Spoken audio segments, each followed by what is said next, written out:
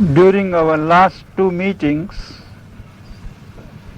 we discussed the role of purification in the yoga of knowledge. Purification not only of the emotions, the impulsions of the heart and the vital, but also of the different layers and faculties of the mind, in order that the system may be open to the workings of the higher faculties like intuition, illumination, and others. We discussed next the indispensability of concentration and observed that mere purification without concentration could lead to a sterile passivity. If we believe in the yoga of action, yoga of change, it is indispensable that concentration is brought to bear on the area that has been subjected to purification. We also observed that purification and concentration are not so much successive processes as simultaneous ones. As purification proceeds, concentration becomes easier, unclogged by the impurities in the nerve channels, and as concentration develops, purification becomes easier because we know exactly where the pressure is to be applied, and all the energies are massed together in the operation called concentration to achieve the purpose in view. Now, both these processes, purification and concentration, are likened by Sri Aurobindo to the right hand and the renunciation, the role of renunciation as the left hand of the yoga of knowledge. He calls it the left hand, not indeed to reduce its value, but to emphasize that its role is largely negative. Concentration, purification, build up in ourselves the truth of existence, of consciousness, of bliss, of illumination, of all that we associate with the divine. They build up, they organize, they confirm the higher values. But renunciation is concerned with removing the obstructions, plucking out the roots of ignorance and falsehood that lie deep in our nature. Renunciation is concerned with disassociation of ourselves with all that stands in the way of progress. It is a negative, but an indispensable process that every seeker has to undergo on some plane or other. Renunciation has acquired quite a different significance in certain traditions, particularly in Asia. Renunciation is associated with the rejection of life as it is lived in the world. It is pointed out that there is something radically wrong with the life of the world, and it is best to excise that area from oneself should one desire spiritual liberation. There is nothing in common between the devious roots of the life in the world and the royal path of the spiritual life. We are told that straighten however you will the tail of the dog, it is bound to return to its crooked position. So all steps of your ethics, morality, religion, they have not succeeded in transforming life. Life is only a stumbling block in the way of your aspiration. And logically, we reject what stands in our way, withdraw either physically into a cave, into a forest, or in ourselves, keeping out of our ambit the life around, the life of the world, and work out our salvation. This is one reason why renunciation is called for, renunciation of the world.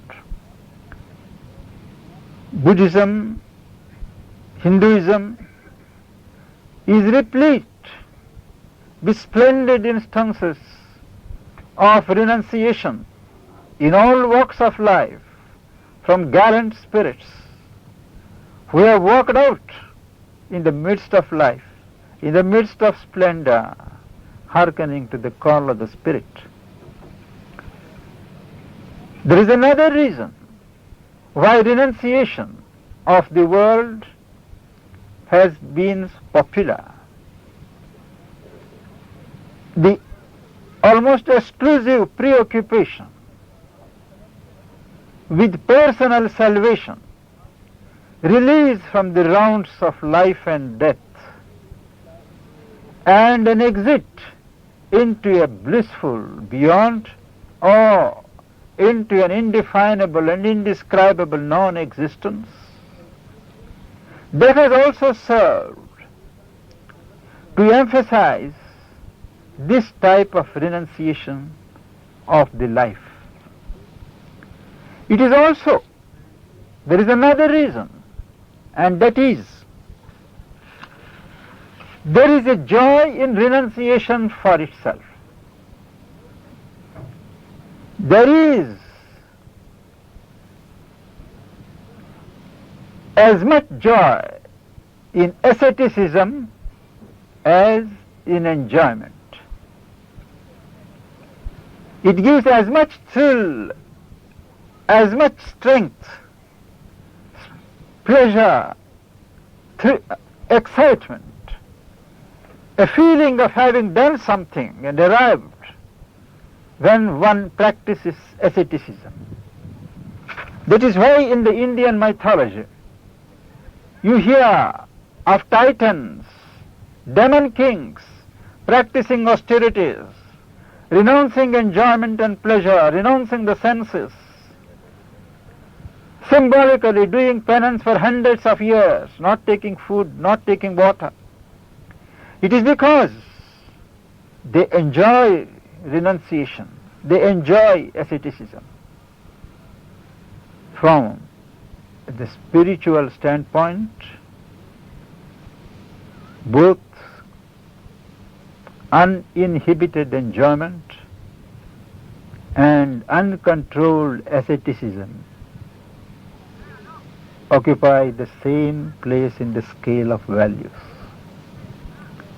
The fourth reason is failure in life, weakness in nature, weakness of spirit, to face the problem of life and solve it, to square it with the needs of the soul, the inability of the human spirit, the weak spirit, to meet the challenge, that also is responsible for this popular acceptance of renunciation as a way of spiritual life. It goes without saying that for the seeker of the integral path, this type of renunciation is out of question. For him, the life indeed does not change its character, but it acts as a challenge. If life is contaminated, he is called upon to purify that life, to restore to it its original purity, to uplift it. He cannot look upon life as an evil dream, as a delirium of the soul. He is called upon to realize the life in the world as a manifestation of the divine. Personal salvation, as such, has no appeal to the seeker of integral path. Personal liberation is a necessary and an indispensable step towards perfection. Liberation not so much from the round of life and death, but from the hold of ignorance, falsehood, lower nature, in order to cross over into the belt of the higher supernature. He does not value salvation in order to enjoy the divine bliss for himself. He has a heart that beats in tune with the hearts of millions who are suffering still.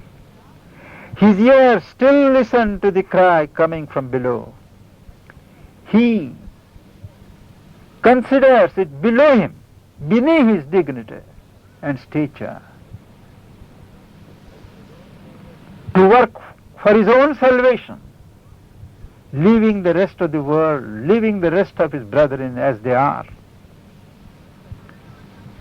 Weakness of spirit, inability to face the challenge of life is foreign to him, or at any rate it ought to be foreign, because he does not depend upon his own strength. The very first step that he takes as he launches upon the quest for perfection is to lay himself open to the action of a mighty force of the divine. He makes himself an instrument, a working ground for the operations of a force higher than his own. There is nothing difficult, nothing insurmountable to the force and the power to which he opens himself. For all these reasons, he does not accept the gospel of renunciation of the world. It has been a tragedy in India that during the decadent curve of Indian civilization, when the force of life ebbed, before the Renaissance came in, renunciation as a part or a step to higher life came to be accepted. That is why you see whole institutions promoting renunciation, preparing people for renunciation. It is because of that India has lagged behind in the battle for the fruits of life. The time has come indeed when India has been slowly awakening with the arrival on the scene of Vivekananda. The soul of India stirred, realized that mere renunciation is cowardice. He called upon his countrymen to renounce weakness,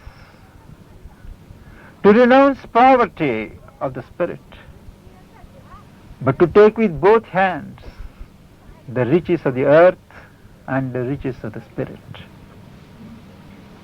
Sri Aurobindo continues the tradition, enlarges upon it, adds a new dimension, and points out that what is to be renounced is within ourselves. We do not have to renounce anything outside. As a matter of fact, it is not yours to renounce.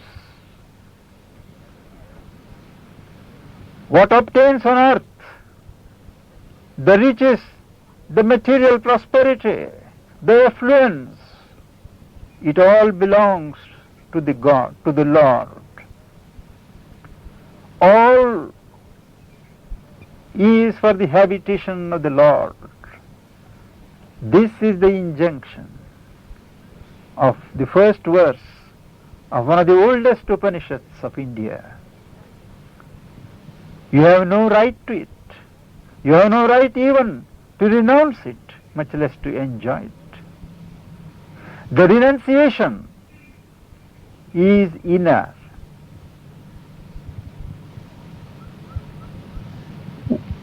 What is to be renounced in each individual?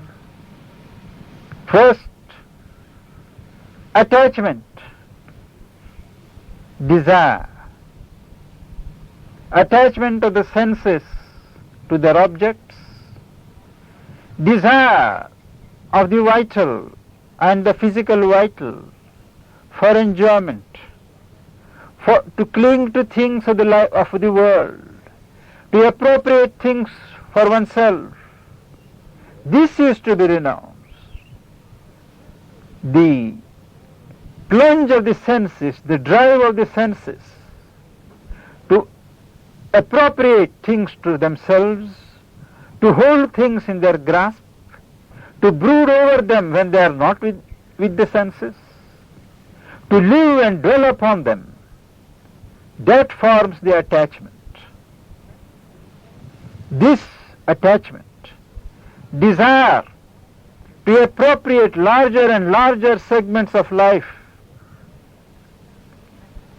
own them, exercise one's possession, proprietorship over them, that is desire. Now this attachment and desire of the senses bind one to the earth, to the lowly earth. That is why one is called upon to renounce this attachment, renounce desire. Second, the habit of assertion of will in thought and action. Each one has his pet ideas as to what should be done, how things should be thought out, what ideas are right, and he insists that that should be the mold in which all thinking should flow. All must adopt that system. This attachment, this assertion of one's own preference, one's own likes, one's own orientation to thinking, and after thinking, in action on the world, claiming superiority, monopoly of truth, exclusiveness to one's own approach, one's own habit, one's own designed mold, that should be renounced. Third, there is the central egoism. The ego is the linchpin which holds together the whole life, lower life, human life attached to the world. Everything, from the smallest to the largest item, from food to meditation, is governed, is directed, is conducted with reference to the ego. How it affects me. Anything that happens, whether outside or inside the house, in my country or another country, the first reaction is, how does it affect me? Today the dollar is devalued by 10%. First reaction is, by how much my dollar holdings come down. There is a storm, there is a rain, how my house is going to be affected. We rarely think what is going to happen to the community, to the whole collectivity. This sense of I-ness and my-ness, that is the bane. That is to be eradicated. It is the center, the powerful center of whole non-spiritual, unspiritual life. These are the three things: attachment and desire, assertion of will in thought and action, central egoism that dominates the whole pattern of life. It is these that are to be renounced. In this process, the seeker of the integral path knows that when he rejects attachment, when he rejects desire, there is no self-denial. There is only the denial of ignorance. He knows, as Sri Aurobindo graphically describes it, attachment is only egoism in love. One sticks to the object of love in the lower hemisphere, claiming a certain exclusive proprietorship on the object. It is egoism.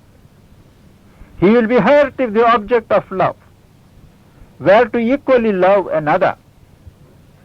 Spiritual love would permit certainly loving of all, but it is a sign of lower love when there is a claim, explicit or implicit, of exclusive possession of the loved one.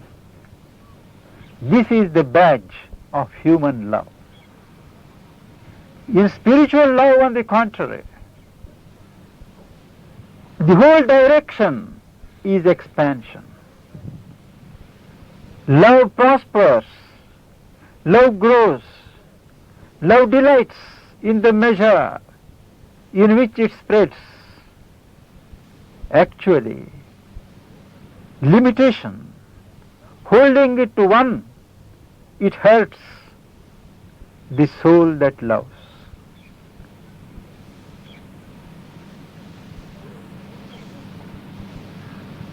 Most of you were not here in the ashram, say about 20-25 years ago.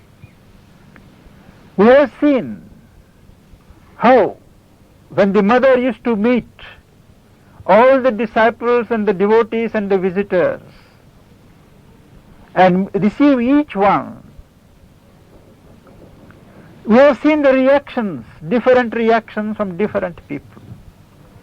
Those who really received her love as divine love and loved her from the heart with certain purity of self-giving, they enjoyed seeing her loving others, pouring her compassion and love on everyone who came to her.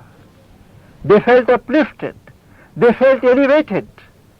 To sit there and see her receiving people was itself a sadhana, was itself a yogic lesson. The whole being is to expand. People used to feel wide. One wouldn't know the limits, whether there was a skull on the head, there is a top on the head, or where the body ended. There is a feeling of expansion. But there were those who in their consciousness had limited the mother's love to themselves. They would feel jealous when they saw mother smiling a little more spontaneously to some. They would get angry. They would write letters after letters to Sri Aurobindo, saying that the mother loves so and so more than she loves me and all that. Sri Aurobindo wrote hundreds of letters disabusing the minds of sadhaks and sadhikas, mostly they were sadhikas, of this illusion. But ultimately it told on the mother's body. And when the pranams had to be stopped, Sri Aurobindo wrote, she brought down the divine love and tried to share it, give it to all. But the inmates started pulling her down to their human level. And that strain was too much on her, and she had to withdraw. All this I mention just to point out the difference between attachment in human love and the freedom, the elevation of divine love.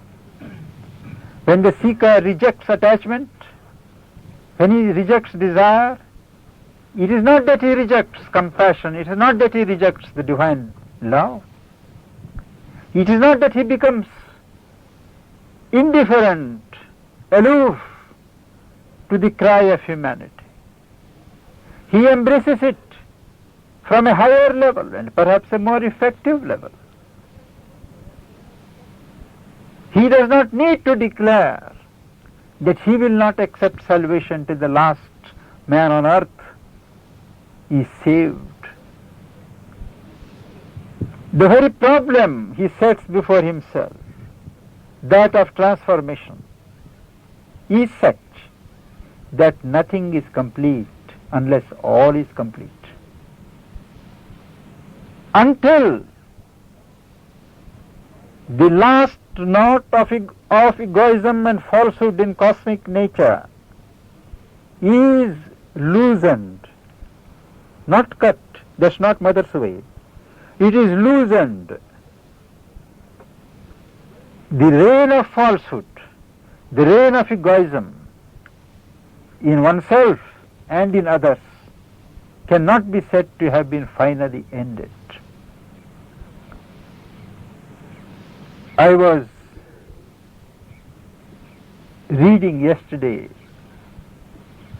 a message given by the mother that the only remedy for falsehood in the world is for each individual to cure whatever stands in his whatever in his consciousness contradicts the divine presence.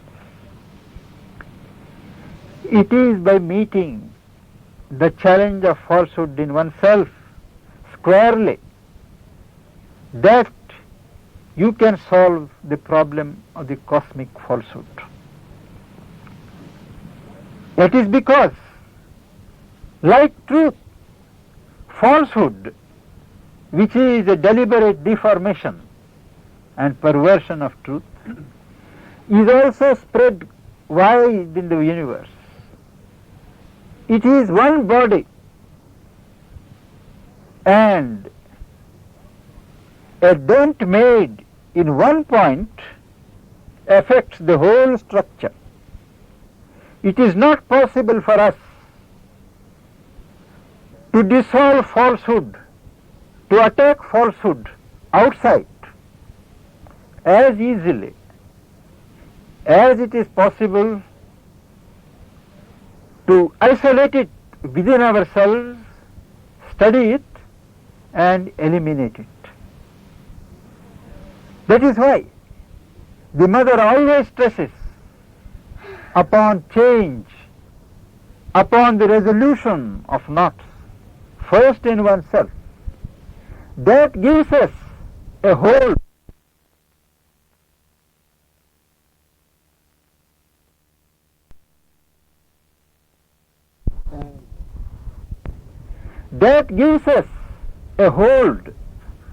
to deal with the cosmic problem easier. It is impossible to eliminate darkness and obscurity elsewhere unless one eliminates it in oneself. This rejection of all that is undivine, disassociation of ourselves with all that holds us down, that is real renunciation. Giving up from ourselves in order that the finding of the self may be truer and greater.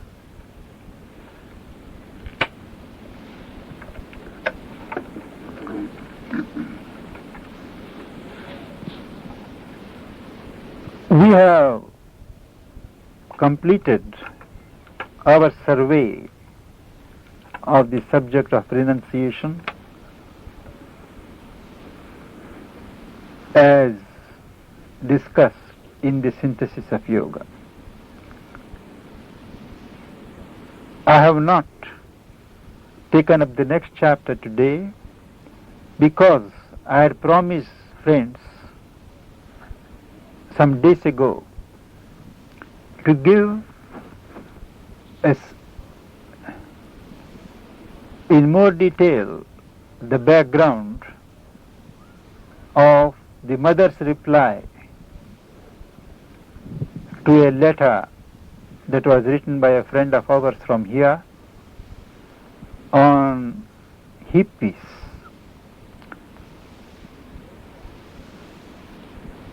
The letter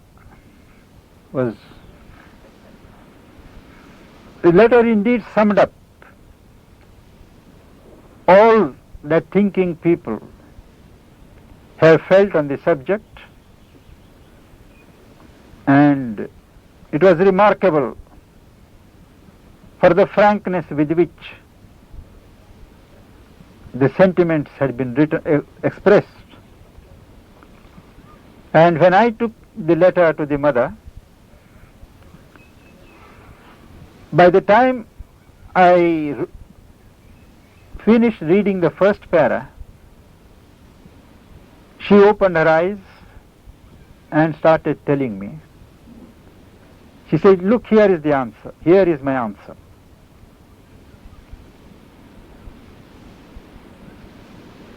She said, "For our purpose,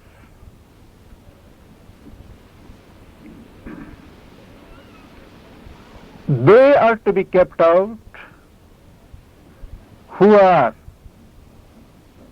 unclean and take drugs. It does not matter by what name you call such people. But if they are clean, if they don't take drugs, even if they wear unconventional clothes, even if they wear long hair, I welcome them with open arms.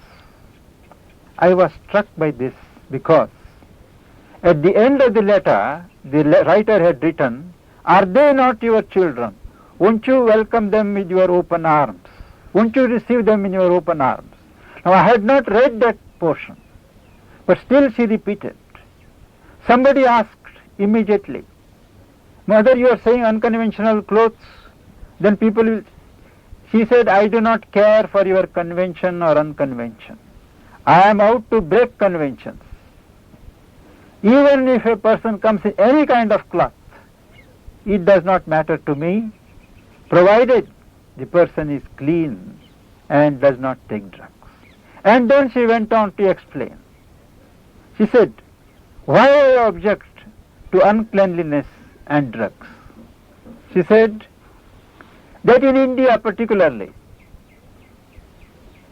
unless one is clean, one is susceptible to all kinds of diseases, especially, she mentioned, leprosy.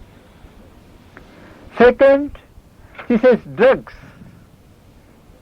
lower the consciousness, whereas our object is to raise the consciousness.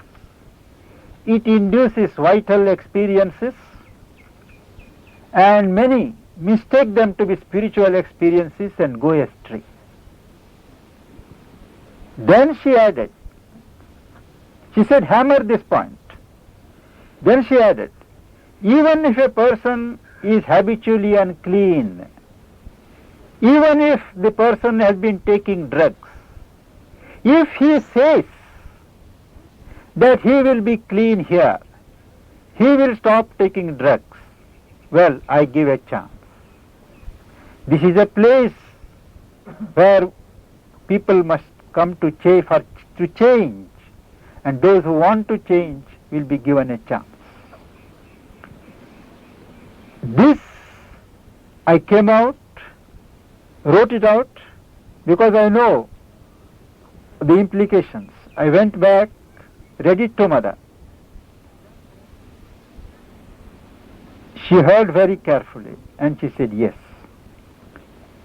It was an answer to a personal letter, and in sending the answer I mentioned that it could be circulated amongst all people who are exercised over it. And I hope it has answered the doubts.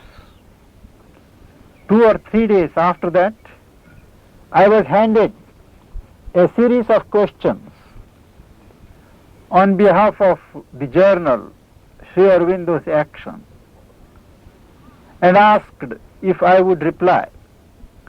They were on the subject of hippies.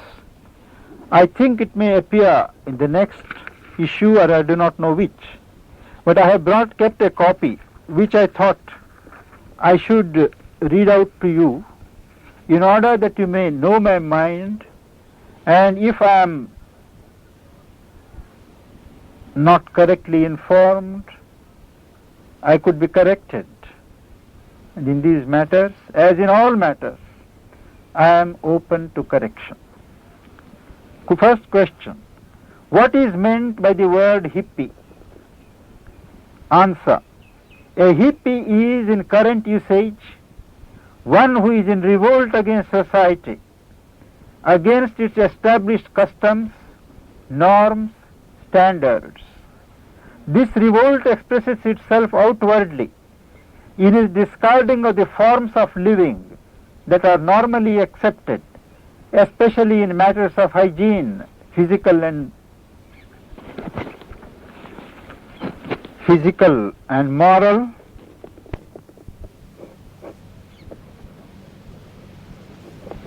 food, dress, etc. Inwardly, he ceases to believe in religion, questions the very basis of authority in every field of life. Question: Has the growth of hippies some relation with the youth unrest? Answer. As a matter of fact, the unrest is not confined to the young. There is a universal unrest, inevitable in a stage of evolutionary transition, such as at present, when old values are breaking down under the pressure of the forward movement of the evolutionary consciousness on earth, and new ones have not yet formed roots. The youth unrest is really a part of this ferment, though the spirit of change is naturally more articulate in the young than in the old. Question. Can the hippies have a place in the new society that is emerging? In the measure in which this movement sheds its negative elements, eliminates the abuses that have crept in, and increases its positive element, it can certainly be a factor for progress in the new direction. Denial and rejection of old values is to give place to the cultivation, promotion, and establishment of a new truth that can add a fresh dimension to the being of man. Necessarily, dissipation, drug addiction, and the like, which bring down the consciousness, weaken the will, close the doors to the advent of a diviner consciousness, and drag man into the glittering wildernesses of the vital before landing him in ruins, physical, mental, moral, and spiritual, must be rejected without compromise before the positive contribution can start. This is my considered reading of the situation.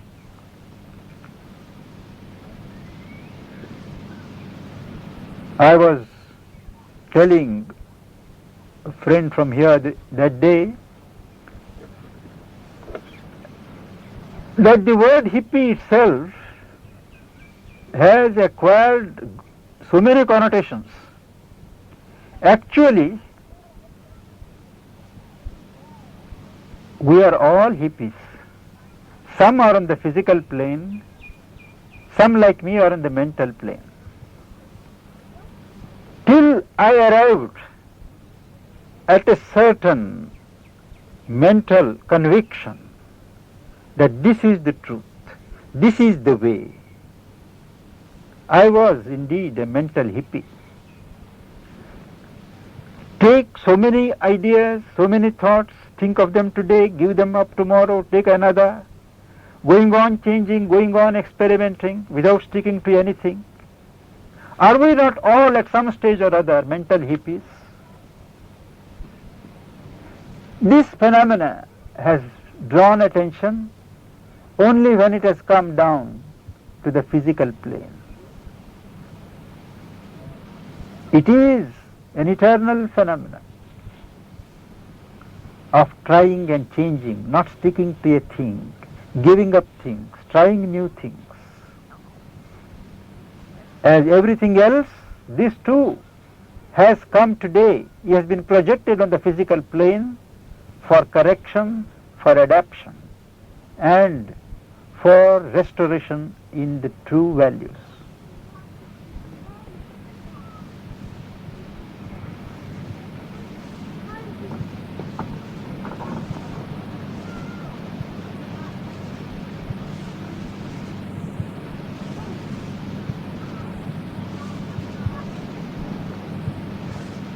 Any questions?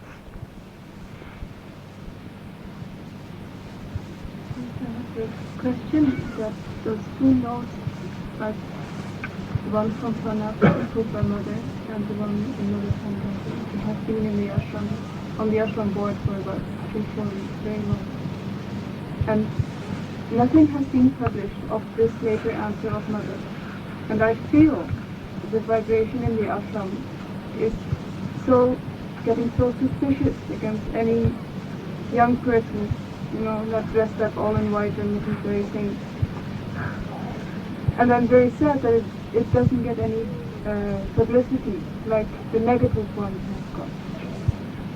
But the prejudice against any non-conventionalism is promoted in mother's name, while mother says, I'm out to break away. In mother's name, so many things are going on,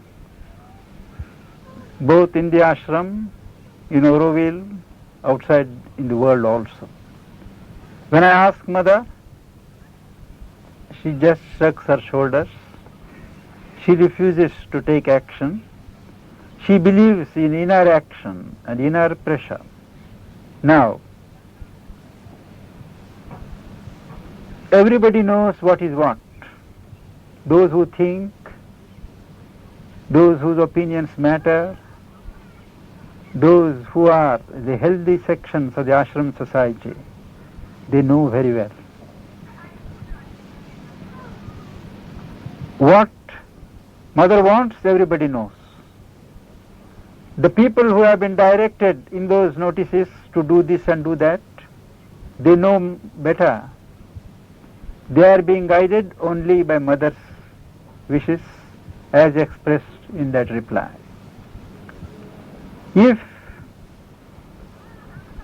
this answer to a letter has not been put on the board as if in reply to this, it is in the larger interest of harmony. But be assured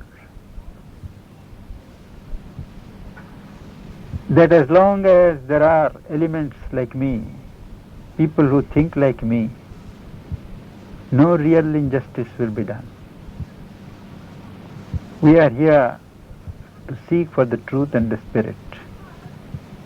And whatever the human maneuverings, turnings, things will right themselves. Life has to be a series of balancings, temporary compromises, acceptance of lesser evils to avert greater evils. Anyway, those notices have all been removed.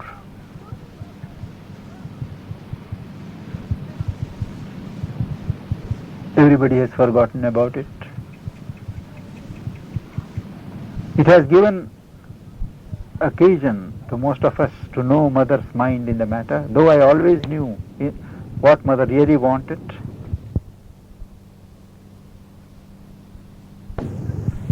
That there is a similar prejudice against sannyasins who come to the ashram. We fight shy of them, we keep them at an arm's length. We don't allow them. They say, what kind of ashram is this? All over India, wherever you go to the ashram, we are fed for 1 week. And here in the ashram, we are denied accommodation. After all, we are the people who are living spiritual life and not you people with shirts and trousers. You see. Well, one day I remember one sannyasi came with 1 or 2 disciples, and then he asked me something, can't you stay and all that. I looked. Normally, mother has given me certain discretion, and you know, when I find people decent, I take them as guests for 3 days. Though she has told me, I tell them one day you can stay as a guest. But then the way he started lecturing and all that, then I politely excused myself, sir, we don't have it. Then he turned to his disciple and said, these are worldly people. He told in Hindi, thinking that I don't know. These are worldly people. So, the institution of sannyas has been abused, degraded. Similarly, the movement, the hippie movement, as it is originally, it has been subjected to certain abuses and degradations in India. And that is why some opinion has been roused against it. As I have always been telling, even 2% or 3% of bad elements, masquerading as hippies, they are not real hippies, I tell you. They are masquerading as hippies. To escape scrutiny, all that passport, all that, they simply do that, and when they are not doing that thing, they enjoy their lives very well like any other people. It is those who have made their house, storehouse in Nepal, bring narcotics, do all these things, deal in dollars, counterfeit currencies. It is they who have brought the bad name everywhere. and have given a handle to mischievous elements. Otherwise, India has such a name for hospitality. As our Prime Minister said, that we cannot think of shutting out any person simply because he is a hippie or a non-hippie. Questions were raised in the Parliament and the government refused. It is in line with our tradition. Ours are open doors. Much more so in the ashram.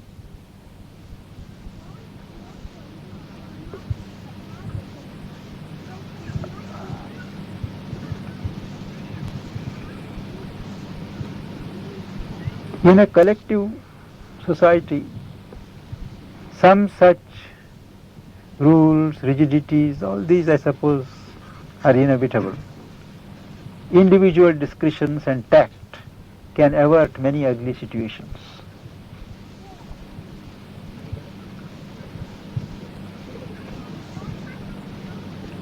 Part of the reason also was the disturbances created by those mischievous elements in the playground that stirred up the opposition. This is true. You see, they would go there drunk, they would smoke, all these things. They would fight. Why we should not do? We are free to do it. Many things. Many Indians have been ejected also. That has not drawn much notice. Many Indian students from colleges, when they have gone and behaved that way, had to be forcibly ejected. But things, it is a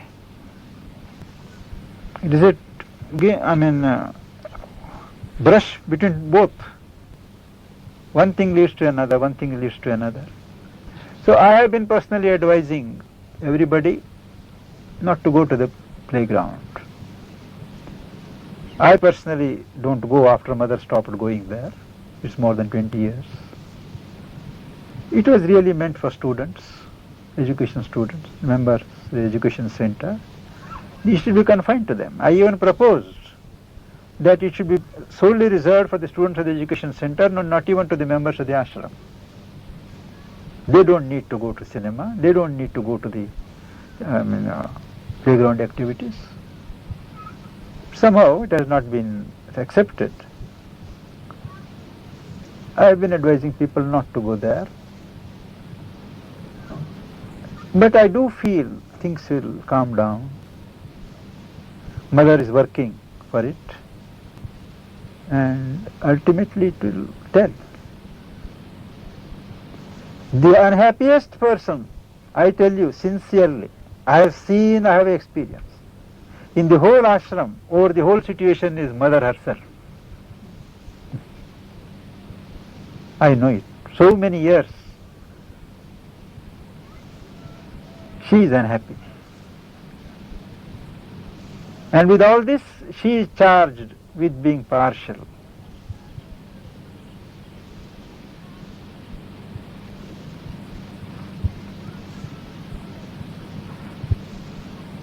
Her whole way is different. She doesn't believe in discipline. She doesn't believe in rules and regulations. She doesn't believe in cards, issuing of permissions. She says official, she says. Immediately she says like this.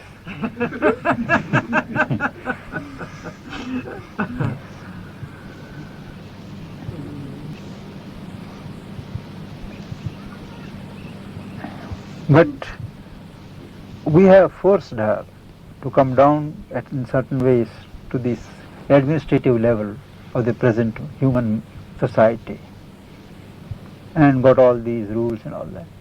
Otherwise, she said, for instance, for Auroville, she said the 4 things that she has given as the charter, that should be enough, she says. No rules, no regulations are necessary. Those 4 are enough. But now what has happened? How many regulations? A, B, minus, B, C, D. All these things are coming up, books after books, papers after papers are being printed, don't you see? Why should they be? If all of us really believe in growth of consciousness, adjustment in consciousness, functioning on the level of consciousness, why? Why do you want rules? Why can't we adjust between ourselves? There the question again, the rigidity of the mind. Each one thinks that his understanding is right. Everybody must follow him. Attachment to ideas. Some people are attached to material things, men to women, women to men, some for food. Some are attached to ideas, thoughts. Spiritually, both are same.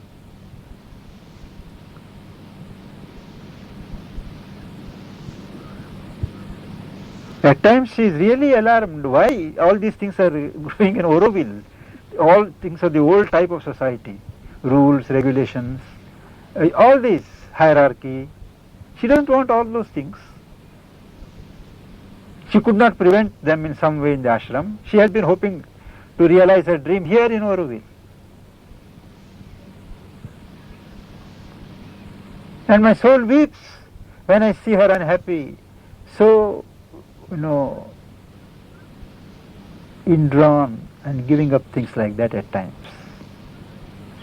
At 94, if she has to fight against the human obstinacy, to stick to its ignorance, what hope is there for humanity, tell me? She told me once that ever since she was 5, she is conscious of the work for which she is here. Ever since she was 5, she has been seeing that light which guides her. She doesn't take a single decision unless she sees a sign here.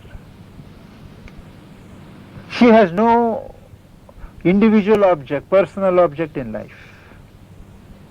She has no need to keep that body and suffer all its old age,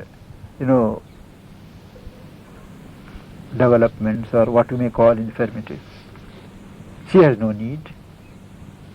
But it is for humanity that she is doing, undergoing all this torture. When we are going to respond to her call, demands, well, each individual can start in himself. Set aside. I was asked the other day, how to build up mother's consciousness in ourselves. Reply straight. At each point, each time you meet somebody, first think of mother and then act and react. Each impulse, each impact, each circumstance, first think of her and then react. That way, a center of reference to the mother's consciousness is built up, and her consciousness takes a permanent position in your body, in your system, so that there is an automatic action. To organize, to establish her consciousness, you must start by referring to her every little thing. Don't do a thing without thinking of her. It's not that you pray for guidance. Just think of her is enough, remember her is enough. It immediately forges the link and draws. Because there is already in each one of us some emanation of hers. She has said the moment she sees a person and he accepts her, an emanation goes from her. It lives with him. Yes. It will appear in one of my writings these days. There is a remarkable visitor. I met him in one of our guest houses. He does not know a word of English. I don't know much of his language. Anyway, he asked me whether he could go and see mother. I arranged for it. And then he gave a long letter. In that letter, he is a middle-aged man. He wrote that after coming here, without his knowing, he started doing yoga. Said he started feeling calm, he started feeling peaceful. But all the while he has been feeling that it is going in his mind. But somebody told him it should be in the heart. He says his heart does not open, except when he sits before the photos of Sri Aurobindo and Mother. There is something like opening, but it doesn't last long. So he asked Mother whether she could help. Second point was that he is full of enthusiasm for this idea of transformation, what is going on here. He would like to communicate to all his people in Paris when he goes back, tell his friends, and give the message of hope. But at the same time he says there is a fear that when he goes and mixes with his old friends, he might lose what he has got here. So he is in a dilemma. What is he to do? When I told it to mother, she said, tell him the force won't go. He must not lose faith. So normally I repeat what I hear so that I could be correct.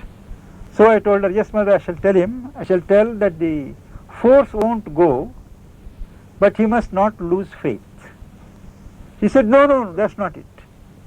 The force won't go even if he loses faith.